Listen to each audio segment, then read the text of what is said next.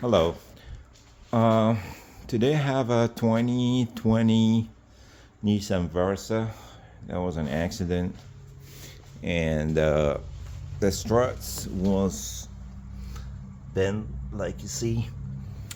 So that's my first time to change or to replace a strut for a 2020 Versa. And trying to find any information or any videos on how to do it because this one was confused me because I thought like it's like any struts with 3 bolts around it, and I was shocked because I see only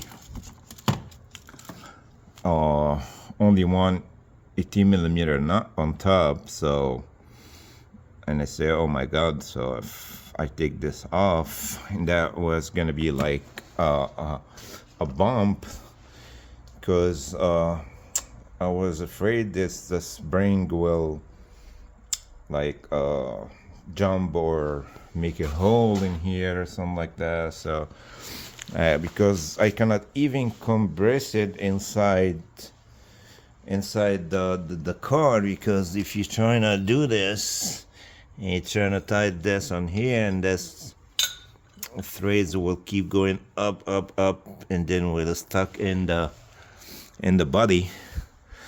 So I rent this spring compressor from AutoZone, but actually I need it because after I remove this 18mm nut from here, then found out that there is another nut that's holding that spring.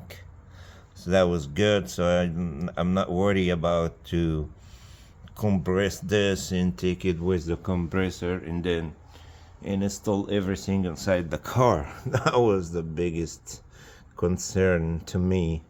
So now it's easy like any struts. I just share this because I know you're gonna be confused and keep looking like me and see, oh my god, is there a nut down there or no? If you don't have any information, you'll be loose like me. That'll be it.